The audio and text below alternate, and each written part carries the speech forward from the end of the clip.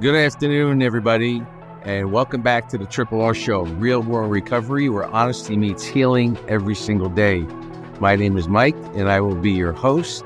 And today we're going to dig into our journeys, and everybody has their own journey, but every successful journey starts with change, a decision to make a change in our lives. And change at first can be scary, and it's uncomfortable. And we're going to face resistance in change. But in change is where freedom and happiness and peace is born. And what's going to hold us back there with the resistance is the difference, and we have spoken about this in the past, is our ego and our soul. Because our ego is going to keep us comfortable. It doesn't want us to take chances. It doesn't want us to go outside of the box. Because it doesn't think that we deserve it and we're not good enough. Whereas the soul knows our true inner self and knows that we deserve it and wants us to branch out and stop having negative thoughts about ourselves and start telling ourselves who we actually are, which is perfect, whole, and complete. And it starts with baby steps. And every single category that we've gone over, every single character trait we've discussed is difficult. But if you start doing baby steps become big steps. And once they become big steps, that's when momentum starts to take over. And that's where you start fueling your recovery. And personally for me, how I like it is through the work, and it's been hard work. I always feel like a machine, a machine with a conscience and a heart. It's just that situations around me, you use like a Terminator scenario where you just evaluate things much more easily than I did in the past, as opposed to, coming to conclusions and trying to control situations and flying off the handle, to whereas I absorb it, I analyze it, I reflect on it, and then I process it. And to me, it's a much more harmonious process than what I was doing previously before I started transformational therapy. Now, one of the biggest steps towards this process and in this change is going to be forgiveness. And that's forgiving other people. And most importantly, it's forgiving ourselves. If we're carrying around shame and guilt, then that's going to make it difficult for us to develop our self-worth and our self-esteem. Now, with our self-worth, it's how we feel about our value to society, and our self-esteem is how we actually feel about ourselves. And with guilt's another thing. With guilt, those are about the actions that we have done before our recovery process. Now, you have to remember that with those actions, we have to remember that we did the best we could with the knowledge, the understanding, and awareness that we had at the time. And now through this work, we have more knowledge, and knowledge is power. And we have more awareness, and we have more understanding. So with those three components, we're going to make better choices next time. But that change is going to be very difficult, again, if we're carrying around resentment and anger and hate, because that's just going to lead us down a road of negative self-talk again. Now, forgiveness does not mean that you're condoning the behavior of other people that they have done unto you, and it doesn't mean that you're condoning the behavior that you did while in active addiction. It means that you're accepting it. You're accepting it for yourself. You're accepting it for you, and you're accepting it for your own emotional stability and your own emotional well-being. And that's the most important thing. People think at first, when I have to forgive, well, I can never forgive that person for that. How could they have done that? Well, again, it's not for that. It's for you. So you're not carrying that around every single day wherever you go and giving them space in your head when they probably have not even thought about the event in years. And for years, we're carrying around and dredging up events that really have no value and are not pertinent to our well-being today. Once we stop carrying that baggage and we were able to forgive, now we could start making a choice. It always comes back to the triangle of responsibility, choice, and power. So now it comes down to the choice. Are we going to make a commitment towards ourselves to make that change, to become a better person for ourselves, for our loved ones, for our family, and for everyone else that has any association with us? And that's a choice that we are making. We have the power to make that choice. And with that commitment is going to come resistance. And that's what I talked about in the blog this week with all of the gears. Everything is interchangeable. But without one, the cog doesn't work. So with commitment, baby steps. Every day you're not going to feel it.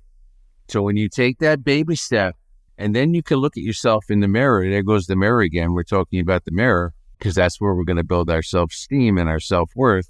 you could take that as a victory. And in the recovery process from drugs and alcohol, we have to take small victories. And with those victories, you're going to start feeling good about yourself. And when you start feeling good about yourself over a period of time, that is where your self-esteem, and you're able to start bringing your subconscious to the conscious by replacing those negative thoughts with positive thoughts about yourself that, hey, I made a commitment to myself and I kept it. So don't forget to be compassionate with yourself, and don't forget to recognize those victories throughout your journey. That since now we've forgiven and we've made a commitment to change, and that is where the magic starts to happen, and we start figuring out who we are through our identity and not relying on the roles that we play in society. Who we are, who our true self is. And with that identity, then we start living a life of integrity, where we start earning self-respect, and we start becoming reliable to other people. We become reliable to ourselves, where we can make decisions that are good for us in the long run, that are good for us physically, that are good for us psychologically, that are good for us spiritually. And momentum starts to happen. And now all of a sudden that train is going downhill and everything starts to seem more easier. And now you're starting to see things and process things. But it's all from the work that you have done. In the beginning, it looks like a long road. It's like, how am I going to do this? And all it takes is one step, one word, whether it's to yourself or when you're doing your mirror work, as we do every Wednesday, and you just write that one word on the mirror, and you look at that word and you look at yourself. And that's where you have some introspection into who you actually are. That's where you find yourself.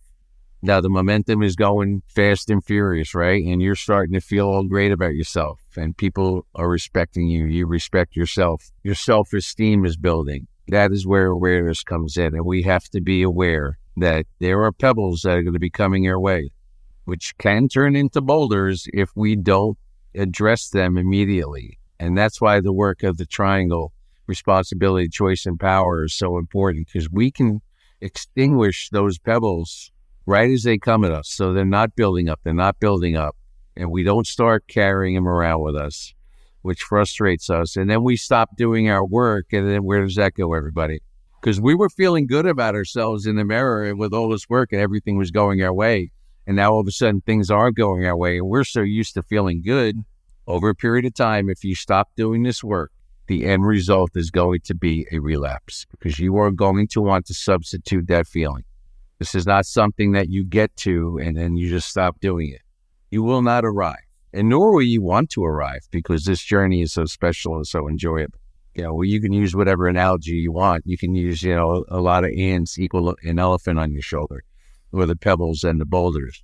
I always use the analogy, I am always walking on a cliff, and I have to be aware of where that cliff is, because they're going to start coming.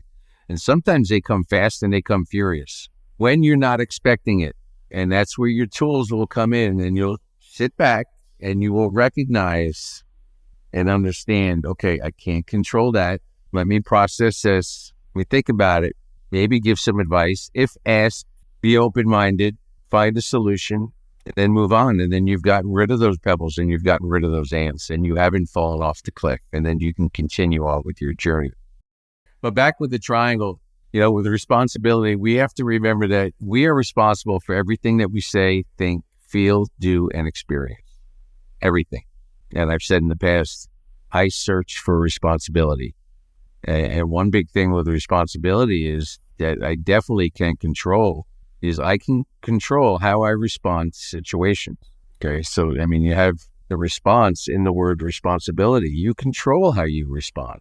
If you're going to respond like a maniac, then you're going to get results that are associated with that behavior that you're displaying. If you react as an adult and converse in a manner that is respectful to yourself and to the person or the situation you're dealing with, then you're going to get positive results. And then with the power, the third leg again.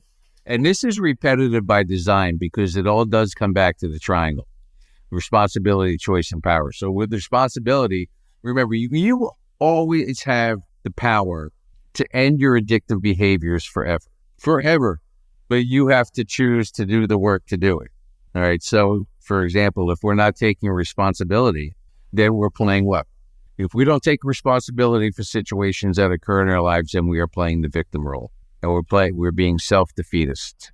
And that's where the negative talk comes in. Well, how could they have done that? How could she have done this? I can't believe that. Well, you know what? You need to start believing it, and things are going to happen. And how you think about it, how you think about the event is going to carry out how you feel about the event. And how you feel about the event is going to affect the behaviors from the event. Again, it's how we think, our thoughts lead to our emotions, and our emotions lead to our behavior. So if you want to find out and check in on yourself to see how you're doing with the transformational work in the triangle, just take a look at your behavior. Take a look at the actions that you're portraying in your life. Are they safe for you? Are they good for your well-being? Are they safe for the people that are around you? Are they safe for anything? Stop playing the victim. Take responsibility. Change your words. Change your thoughts. And that's when you will begin to ascend to that summit that we're talking about here with the Transformational Summit. All right, so some of our fans and followers messaged in some questions regarding their transformational journey, and just wanted to review some of them. And if you didn't get it in this week, or we didn't get a chance to get to it, just please continue to leave us a message at michael@realworldrecovery.org or DM me, and we will definitely touch base on it in one of our future podcasts. But we have a follower from Florida who said that procrastination was getting in the way of her change, of her transformation. Well, with procrastination, it's basically a sign that you still have work to do on your self-esteem and your self-worth, because you're telling yourself that you're not worthy of the work and you don't deserve to change. And so again, we talk about the mirror all the time until we're blue in the face, but that's where it starts and that's where it ends.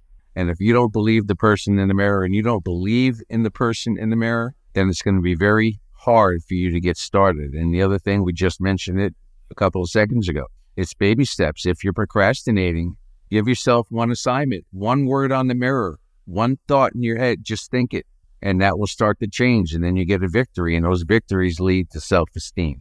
And again, when you start doing that, you're going to look in the mirror and you're going to realize that I am perfect, whole, and complete. And you're not going to be thinking about maybe some of the things that you feel guilt over, and you won't feel shame. Are we perfect in every single thing that we do in life? No. Did we do our best that we possibly could? Absolutely. And when we start understanding that and believing that we are perfect as who we are, could we have done a better job at times? Of course, but we didn't have the knowledge. Through this work, you will have the knowledge. You will do better next time. So from Florida, please, small steps. Just make a commitment to yourself. Force yourself to go in front of that mirror. Say a couple of things. If the words are difficult at first, just standing in front of the mirror for 10 minutes and just looking at yourself and looking deep into your eyes, then you will have a conversation. And they talk about communication all the time, verbal or nonverbal. You will have a conversation with yourself, even if you are not using words. And with that conversation, you can make affirmations, positive affirmations in that mirror to yourself. Because remember, ladies and gentlemen, the affirmations are not just positive. You can give yourself negative affirmations.